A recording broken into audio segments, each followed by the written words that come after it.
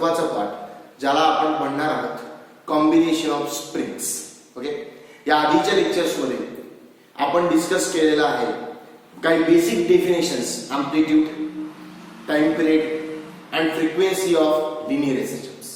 त्या आधीमध्ये मी तुम्हाला एसएचएम, सिंपल हार्मोनिक मोशन, ऑसिलेशनला सिंपल हार्मोनिक मोशन का बरं म्हणतात ते आपण डिस्कस केलेलं आहे. त्या सोबत मी तुम्हाला मॅक्झिमम ॲक्सेलरेशन, ॲक्सेलरेशनचं general expression, velocity, maximum velocity, displacement, okay, याबद्दलचे काही डेरिव्हेशन्स आपण पाहिले. पण आजच्या महत्त्वाच्या व्हिडिओमध्ये आपण अतिशय महत्त्वाचा, जनरली हा जो कन्सेप्ट आपण आज पाहणार आहोत यावर बरेचसे न्यूमरिकल्स नीट, जेडब्ल्यू आणि सीटी सारख्या एंट्रन्स एक्झामिनेशन्स मध्ये विचारले जातात. म्हणून हा कन्सेप्ट आपल्यासाठी अतिशय महत्त्वाचा आहे, ज्याचं नाव आहे कॉम्बिनेशन ऑफ स्प्रिंग्स. सर, मग पहिल्यांदा आपण असं समजून घेऊ की स्प्रिंग हा कन्सेप्ट इथं का बरं आला, की जसं तुम्ही माझा पार्ट 1चा जर व्हिडिओ पाहिलेला असेल तर त्या ऑसिलेशनच्या व्हिडिओमध्ये मी तुम्हाला ऑसिलेशन या स्प्रिंगच्या मोशनवरूनच अंडरस्टँड करून दिलं. आणि आपल्या सर्वांना माहित आहे आपण लिहितो F is equals to minus kx.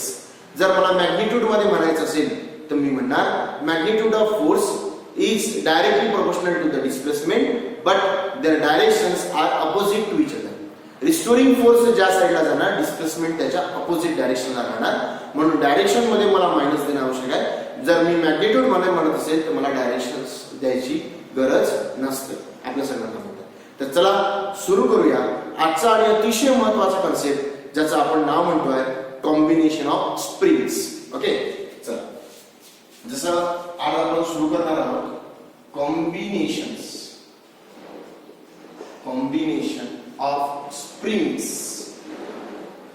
म्हणजे आपण स्प्रिंगला कोणकोणत्या पद्धतीनं जोडू शकतो, लावू शकतो ते आपल्याला पाहायचं. अतिशय सोपी गोष्ट आहे. याला तुम्ही कोरिलेटेड करू शकता. महत्त्वाचा कन्सेप्ट म्हणजे रेजिस्टन्सेस इन सिरीज आणि रेजिस्टन्सेस इन पॅरलल, जे तुम्ही स्टँडर्ड 10th मध्ये शिकलेले आहात. तर चला सुरू करूया. आपण स्प्रिंगला कोणकोणत्या पद्धतीने कनेक्ट करू शकतो. तर ऑब्वियस एक सोपी गोष्ट असते. मी दोन स्प्रिंग जर माझ्याकडे असतील तर मी या दोन स्प्रिंगला सिरीज मध्ये असं लावू शकतो. याला सिरीज म्हणतात. इट मीन्स व्हॉट, जेव्हा दोन spring one after the another लावले जातात याला कॅस्केड कनेक्शन असंही म्हणता येते. When the two springs are connected one after the another, okay, so that it becomes a chain, जेणेकरून तो काय तयार करणार, चेन तयार करणार, तर त्याला म्हटलं जाते सिरीज कॉम्बिनेशन. काय म्हटलं जाते बेटा, सिरीज कॉम्बिनेशन. ओके, आणि मग सर सिरीज कॉम्बिनेशन हे झालं हॉरिझॉन्टल सिरीज कॉम्बिनेशन, आणि याला म्हणू शकतो आपण it is vertical series combination. इथं आपण एक ऑब्जेक्ट लावू शकतो हॅविंग पर्टिक्युलर मास m, आणि इथे आपण एक पर्टिक्युलर मास m चा ऑब्जेक्ट लावू शकतो. It is our rigid support. हा आपला रिजिड सपोर्ट असतो, बरोबर.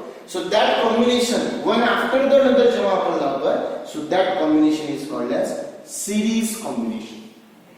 ओके, याला म्हणतात बेटा सिरीज कॉम्बिनेशन. आपण याचे डेरिव्हेशन शिकणार आहोत, याच्या आपण व्हॅल्यू शिकणार. आता मग दुसरं कॉम्बिनेशन येते ते ज्याला आपण म्हणतो पॅरलल कॉम्बिनेशन्स.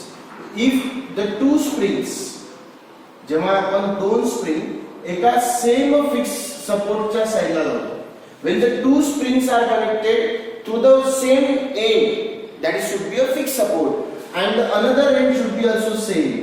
दुसरा एंड पण त्यांचा काय आहे, फिक्स आहे, बरोबर आहे ना. तर याला आपण म्हणू parallel combination. It is called as parallel combination. that parallel combination is also can be written in such way also. Suppose दोन स्प्रिंगच्या मध्ये जर मी एखादा ऑब्जेक्ट लावतोय, बरोबर आहे ना, बघा, in such way so that their end should be, one end should be same, okay, and one end should be common, that should be a rigid support. Okay, so it is also called as the parallel combination. हे लक्षात ठेवा, पूर्ण इथेच confuse होतात. Okay, so it is also called as a parallel combination. Okay, चला सुरुवात करूया आजच्या आणि अतिशय महत्त्वाच्या डेरिव्हेशन्स मध्ये. कॉम्बिनेशन ऑफ स्प्रिंग्स या कन्सेप्ट मध्ये आपण पाहणार. आपण दोन स्प्रिंग कन्सिडर करणार आहोत आणि ते दोन्ही स्प्रिंग हे जे डेरिव्हेशन्स आपण पाहणार आहोत हे न्यू सिलेबस अकॉर्डिंग टू आहे. आणि या डेरिव्हेशन्स मध्ये आपल्याला अतिशय महत्त्वाचं समजून घ्यायचं आहे की जे दोन स्प्रिंग्स आपण डिस्कस करणार आहोत, पाहणार आहोत, किंवा जितकेही स्प्रिंग्स आपण घेणार आहोत ते सगळे स्प्रिंग मास लेस असले पाहिजे. काय असले पाहिजे, मास लेस असले पाहिजे, म्हणजे आपण त्याचा मास 0 कन्सिडर करतो. Okay, so let me consider that the two springs are connected in vertical positions. Okay, that should be a suppose first string, and that should be our second string. Okay, let's is constant, spring constant असतो प्रत्येकाला.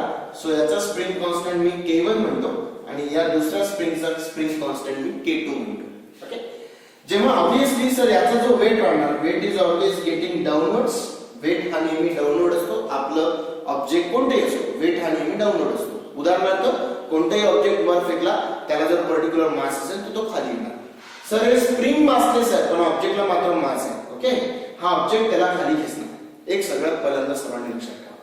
या दोन्ही spring मध्ये sir आता काय होणार की हा जो ऑब्जेक्ट आहे, जो वेट हा प्रकारचा फोर्स आहे आपण बोललेलो, तर जेव्हा वेट हा खाली त्याला खेचणार म्हणजे हा फोर्स त्याच्यावर लावणार, तर या दोन्ही स्प्रिंग मध्ये सारखा फोर्स आपल्याला होणार. पहिल्यांदा हे लक्षात घ्या, कारण जितका फोर्स या स्प्रिंगवर लागेल तितकाच फोर्स या स्प्रिंगवर लागेल. पण तितकाच फोर्स जरी दोघांवर सेम लागत असला तरी दोघांमधले एक्सटेन्शन्स मात्र हे वेगवेगळे असतात. ओके, म्हणून पहिला स्प्रिंग हा एक्सटेंड इवन झाला आणि दुसरा स्प्रिंग हा E2 ने एक्सटेंड झाला. आम्ही काय म्हणतो, पहिल्यावर एक्सटेन्शन, पहिल्या स्प्रिंग मधलं एक्सटेन्शन मी इथे लिहिलं, extension is the elongation. Okay, तो स्प्रिंग लांबणार, तर पहिला किती लांबला तुम्ही म्हटलं E1 आणि दुसरा किती लांबला तुम्ही म्हटलं E2. सगळ्यात महत्त्वाची गोष्ट अशी लक्षात घ्या की जेव्हा दोन स्प्रिंग सिरीज मध्ये लावले जातात तेव्हा त्या स्प्रिंगवर जो काही फोर्स लावला जातो तो फोर्स दोन्ही स्प्रिंगवर सेम असतो. कुठेतरी लिहून ठेवा, दोन्ही स्प्रिंगवर फोर्स सेम असतो, मात्र दोन्ही स्प्रिंग मधले एक्सटेन्शन हे वेगवेगळे असतात. Okay, and that we all know that मी मॅग्निट्यूड मध्ये फॉर्म्युला लिहितोय. Magnitude of force F is equals to kx असते स्टँडर्ड भाषेमध्ये. मग इथे जर फोर्स F आहे तर पहिल्या स्प्रिंगला मी लिहू शकतो F is equals to K1 E1, कारण त्याचा स्प्रिंग कॉन्स्टंट पहिल्या स्प्रिंगचा K1 आणि त्याचे इलॉंगेशन E1.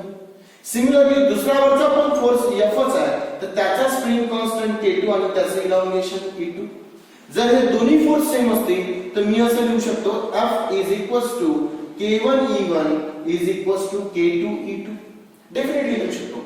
सर मग इथून आमच्या काय लक्षात आलं, इथून माझ्या लक्षात आलं की F is equals to K1 E1 and is also equals to K2 E2. म्हणजे दोघांवरचा फोर्स हा सेम आहे पण दोघांमधले इलॉंगेशन्स हे वेगवेगळे आहेत. ओके, मग असं आपण समजूया की सर जर असे सेव्हरल नंबर ऑफ स्प्रिंग असले तर आता काय होणार, बरोबर आहे की नाही. असे किती सारे स्प्रिंग असले तर त्या केस मध्ये काय होत असते सर, तर मी पहिल्यांदा इलॉंगेशनचा फॉर्म्युला लिहितो. E1 is equals to F upon K1. Similarly, the next is E2 is equals to, it is also E2 is equals to F upon K2. मला असं लिहितो सर. मग जर असे सेव्हरल नंबर ऑफ स्प्रिंग्स असले, I am writing here if there are n springs, बरोबर, असे भरपूर स्प्रिंग आहेत, n स्प्रिंग्स आहेत, प्रत्येकाचं इलॉंगेशन K1 K2 तसं Kn पर्यंत, त्याचं king spring constant K1 K2 Kn पर्यंत आणि इलॉंगेशन्स E1 E2 En पर्यंत, बरोबर आहे. तर त्या केस मध्ये आम्ही काय म्हणू शकतो की त्याचं कॉम्बिनेशन जे राहणार, ओके, त्याचं जे कॉम्बिनेशन राहणार त्यावरचा फोर्स तर मात्र सेम आहे, पण त्याचं कॉम्बिनेशन जे राहणार तर ते मी Ks ने दाखवतो. लेट Ks, ओके, सिरीज आहे म्हणून Ks म्हणतात. इज रिझल्टंट स्प्रिंग कॉन्स्टंट हा रिझल्टंट स्प्रिंग कॉन्स्टंट आहे. Okay, so what we write to then, मग आम्ही लिहिणार सर F अपॉन, बरोबर आहे की नाही, force same, F upon Ks is equals to F upon K1 plus F upon K2. Okay, understood everyone, plus and so on plus F upon Kn. Okay, मग याला मी पुढच्या स्टेप मध्ये लिहू शकतो. हा राहणार F upon Ks is equals to, इथून F common निघेल आणि हा राहणार 1 upon K1 plus 1 upon K2 plus and so on plus 1 upon Kn. Okay, हा F कॅन्सल होतो म्हणून हा होतो 1 upon Ks is equals to 1 upon K1 plus 1 upon K2 plus and so on plus 1 upon Kn. Right, म्हणजे series combination मध्ये series जेव्हा आम्ही दोन स्प्रिंग लावतो तर त्याचं जे स्प्रिंगचा जो कॉन्स्टंट असतो तो पॅरलली काम करतो. Understood everyone? Yes or no? Sir मग या केस मध्ये आम्हाला काय समजून घ्यायचं आहे तर या केस मध्ये तुम्हाला मला इथे सांगायचं आहे if all springs having identical जर सगळेचे सगळे सारखे असले दे सगळेचे कॉन्स्टंट राहील k1 k2 जितकी के राहील kn पर्यंत हे सगळेचे स्प्रिंग कॉन्स्टंट सारखे राहतील म्हणून आपण k म्हणू. मग या केस मध्ये काय होणार तर 1/ks is equals to 1/k plus 1/k plus and so on plus बरोबर की नाही 1/k. So it becomes 1 plus 1 plus अशी किती आहे तर n आहे. So it becomes n/k. Yes or no? If we want ks inverted okay inverted म्हणजे उलटा हा वर जाईल ks चा अपॉन वर आपण लिहत नाही इक्वल्स टू k/n. हे लक्षात घ्यायला हे लक्षात आलं का तुम्हाला? ks is what is the जितकी की असते series combination of spring constant. Okay, it's the resultant in a series combination of spring is equals to k. बरोबर आहे की नाही? त्याचा जो स्प्रिंग कॉन्स्टंट आहे सगळ्यांचा आयडेंटिकल असेल तर k upon n that should be the number of springs. आपण इथं म्हटलं आहे की अशी किती स्प्रिंग होते n स्प्रिंग होते so it is spring constant upon the number of springs. Suppose जर आपण असं म्हणू की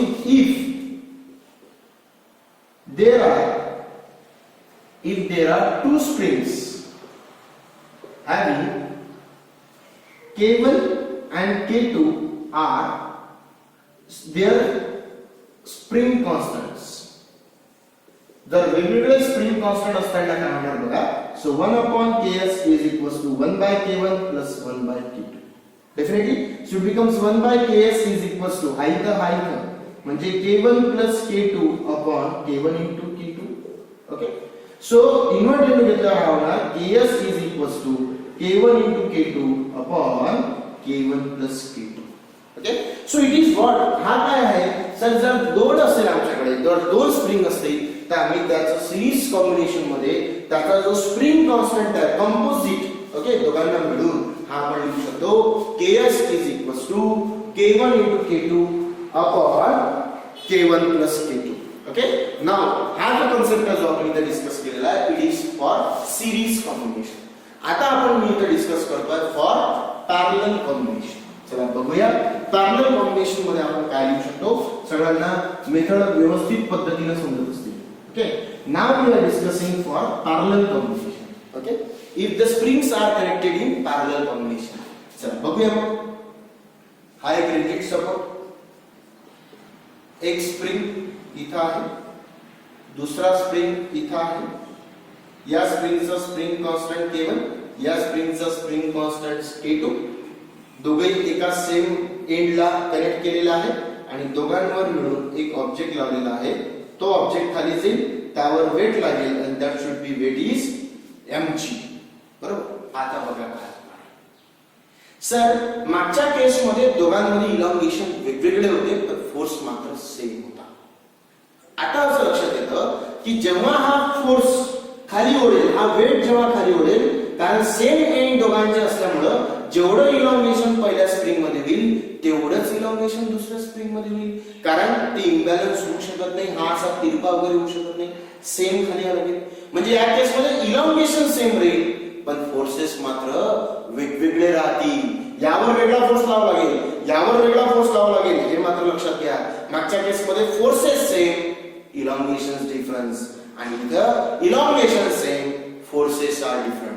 म्हणजे इथं मी पहिल्यांदा लिहिणार जर मला लिहायचं आहे सिन्स परत F is equals to minus kx जर फोर्स मध्ये लिहितो जर मी इथे लिहितो इन मॅग्निट्यूड मध्ये यायचं तर मला लागेल F into kx. Sir forces different so F1 is equals to k1 into E आणि असंच दुसरा होणार F2 is equals to k2 into E. So from first the value of E is F1 by k1 and the next the value of E is that should be F2 by k2. Okay. The first is elongation is F1 by k1 and next one is E is equals to F2 by k2.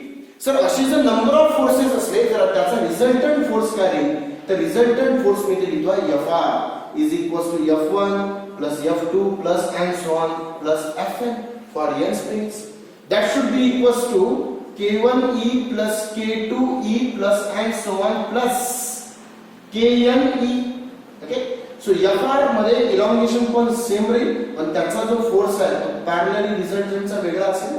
So E into Fr is equals to K1, यातून सगळ्याच्यातून E common निघेल. So K1 plus K2 plus and so on Kn. That E and here E getting cancelled, so resultant force is equals to, but suppose इथे मला E into Kp लिहावे, E into Kp, that is resultant in parallel combination is equals to K1 plus K2 plus and so on plus Kn. अतिशय सोपा आहे की sir जर जी n springs असले आणि त्याचे जर n कॉन्स्टंट असले तर आम्ही पॅरलल कॉम्बिनेशन मध्ये स्प्रिंग कॉम्बिनेशन्स पॅरलल मध्ये कॉन्स्टंटचा सम राहते सगळ्यांचे.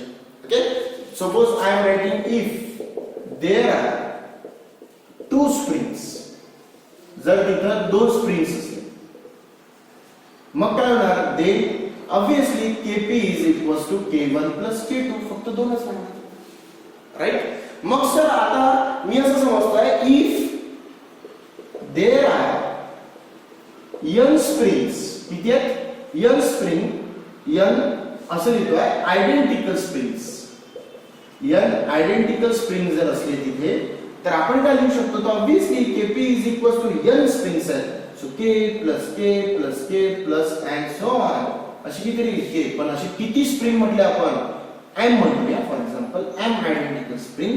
सर असे तर भरपूर आहे, K plus K 2K 3K असे m आहेत. So it is written as mk. हा किती होतो बेटा, mk, where m is the number of springs, total number of springs, and k is their spring constant. Okay, so हा आपला combination of स्प्रिंगचा concept आहे. तर याच्या व्हिडिओमध्ये आपण डिस्कस केलेला आहे combination of springs in series and parallels. सगळ्यांना व्हिडिओ व्यवस्थित पद्धतीने समजलेला असेल, हे फॉर्म्युले व्यवस्थित पद्धतीने अंडरस्टँड करा. एक गोष्ट माझी कुठेतरी लिहून ठेवा ट्रिक्स म्हणून, की सिरीज कॉम्बिनेशन मध्ये काय राहतं, फोर्सेस सेम राहतात पण इलॉंगेशन वेगळं राहतं. स्प्रिंग कॉन्स्टंट वेगळं आहे डेफिनेटली, पण पॅरलल कॉम्बिनेशन मध्ये इलॉंगेशन सेम राहतं पण फोर्सेस हे डिफरंट राहतात. तर आजच्या व्हिडिओमध्ये आपण इथंच थांबणार आहोत. पुढच्या माझ्या व्हिडिओसाठी माझ्या चॅनलला सबस्क्राईब करा आणि अजून काही इंटरेस्टिंग व्हिडिओ मी तुमच्यासमोर घेऊन येतो. Thank you so much.